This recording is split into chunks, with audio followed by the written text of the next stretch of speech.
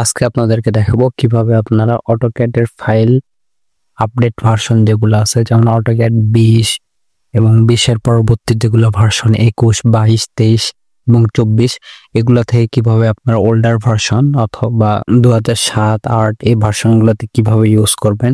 আপনারা একটা বিষয় জানেন কিনা জানি না, যে আপনার আপডেট ভার্সনগুলো যেগুলো আছে সেগুলাতে আপনার ওল্ড ভার্সনগুলো ব্যবহার করা যায়, কিন্তু ওল্ড ভার্সনগুলোতে আপডেট ভার্সনে আপনি ফাইল ব্যবহার করতে পারবেন না। এই জন্য যেটা করতে হবে, আপনি আপডেট যে কোনো ভার্সনে কাজ করে থাকতে পারেন, সেটা থেকে আপনাকে কনভার্ট করে ওল্ডার ভার্সনে নিয়ে যেতে হবে। তো চলেন শুরু করা যাক। তো এটার জন্য আপনারা যেটা করবেন, সেটার জন্য আপনারা প্রথমে দেখতে পাচ্ছেন এরকম আমার ইন্টারফেস একটা আছে। তো এই ফাইলটা সহ আমি এটা পুরোটা ফাইল আর কি, এটা আমি 2007-এ কনভার্ট করব। তো এটার জন্য আপনারা যেটা করবেন সেটা হচ্ছে অটোক্যাডের যে সিম্বল দেওয়া আছে কর্নার, এই কর্নারে আপনারা ক্লিক করবেন। এখান থেকে আপনারা সেভ অ্যাজ দেখতে পারতেছেন, সেভ অ্যাজে যাবেন। হ্যাঁ, সেভ অ্যাজে যাওয়ার পরে আপনারা দেখেন ফাইলটা কোথায় সেভ করে নেবেন। আপনারা আমি ডেস্কটপে নিচ্ছি। তো ডেস্কটপে নেওয়ার পর আপনারা এখান থেকে যেটা করেন সেটা হচ্ছে এখানে ড্রয়িং এর নাম বা ফাইল নেম, তো ফাইল নেম আপনারা দিতে পারেন।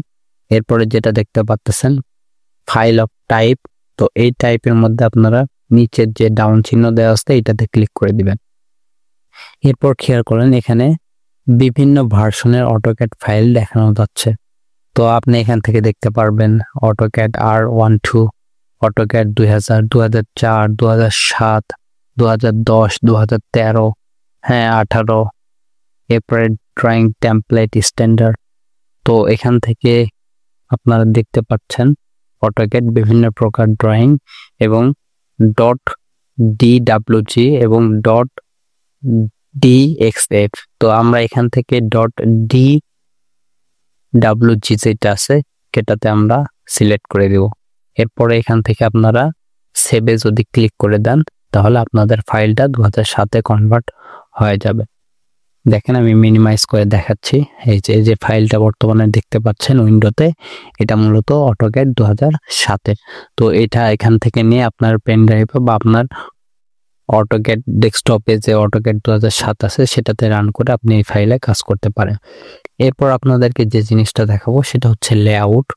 তো আমরা মূলত যেটা কাজ করি সেটা হচ্ছে মডেল বলে। তো আমরা মডেলের মধ্যে বিভিন্ন প্রকার কাজ করে থাকি। তো এই মডেলে কাজ করা শেষে যখন প্রিন্ট দেওয়ার প্রয়োজন হয়, সেক্ষেত্রে আপনাদেরকে আমি দেখাইছিলাম প্লট কমান্ডের মাধ্যমে কিভাবে আপনারা প্রিন্ট দিতে পারেন বা এখান থেকে কিভাবে পিডিএফ করতে পারেন। তো এই ঝামেলাটা যখন অনেকগুলা ফাইল থাকে তখন সেগুলা বারবার প্রতিটা সিলেক্ট করে প্লট করে প্রিন্ট দেওয়া একটু ডিফিকাল্ট হয়ে যায়। এজন্য আমরা যেটা করি সেটা লেআউটের মাধ্যমে এগুলাকে প্রিন্ট দেয়। সেক্ষেত্রে আপনাদেরকে বারবার এই ধরনের ঝামেলা করতে হবে না। তো লেআউটের জন্য আপনারা যেটা করবেন, আপনারা ডেস্কটপের নিচের দিকে বটমের দিকে আসবেন।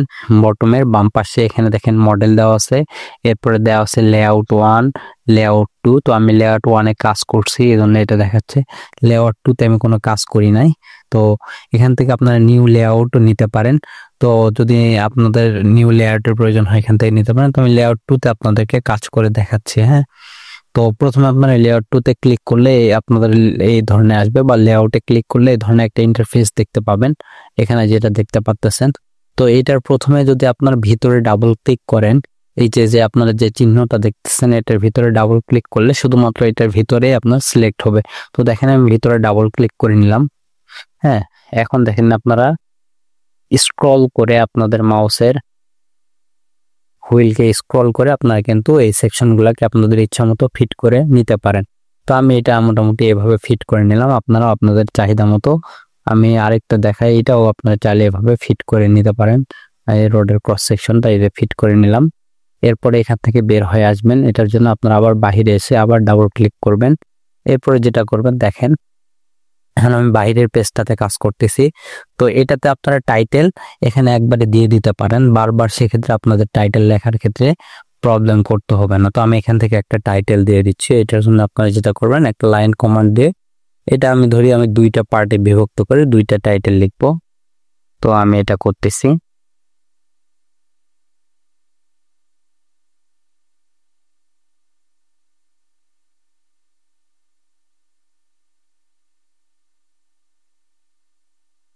তো দেখেন আমি দুইটা পার্টে বিভক্ত করলাম। এখানে আমি এখন ড্রয়িং টাইটেল দিয়ে দিব। তো এই জন্য আপনারা যেটা করবেন, টেক্সট কমান্ড নেবেন। এই জন্য আপনারা টি লিখে ইন্টারপ্রেস করে দিবেন। দেওয়ার পরে এখান থেকে ড্র্যাগ করে নিচে নিয়ে এসে এরপরে এখানে লেখেন রোড ক্রস সেকশন। তো এখান থেকে আপনারা চাইলে কালার বা ড্রয়িং কম বেশি করে নিতে পারেন। তো আমি কালারটা একটু চেঞ্জ করে রেড কালার দিয়ে দিলাম। আপনারা এটা করতে পারেন। এরপরে যেটা করবেন সেটা হচ্ছে একটু বড় করে দিবেন। দেখেন এটা একটা হলো, আর এই পাশে আমি এটাই কপি করে নিয়ে যাচ্ছি, সি ও দে ইন্টার দিয়ে এটা এই পাশে নিয়ে আসে এখানে আপনারা লিখতে পারেন ড্রয়িং। দেখেন এটা লিখছি। এখন আপনি যেটা করতে পারেন, এটা এখন প্রিন্ট দিলে তখন আপনাদের এই জিনিসগুলো বারবার আর লিখতে হবে না। একবার যেটা লিখবেন, বা এটা টাইটেল বক্স বলে বা আপনি এখানে যেটাই লিখেন না কেন, এটা বারবার আপনাদেরকে দিতে হবে না। তো আমি এখান থেকে এখন প্লট কমান্ডের মাধ্যমে এটা আপনাদেরকে দেখাচ্ছি লেআউটের সুবিধাটা। তো এটার জন্য আপনারা কন্ট্রোল পি দিতে পারেন বা প্লট কমান্ড লিখতে পারেন। তো এখানে দেখেন কন্টিনিউ এ প্লট এ সিঙ্গেল শিট, এটাতে ওকে করে দিবেন। এরপর এখান থেকে আপনারা পিডিএফ নিতে পারেন, আবার এখানে আপনাদের প্রিন্টার দিতে পারেন। আমি পিডিএফ দিলাম।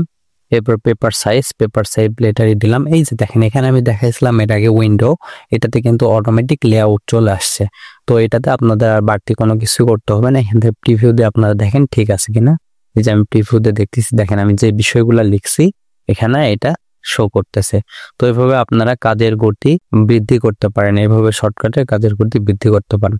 তো ধন্যবাদ সবাইকে, আজকে এই পর্যন্তই।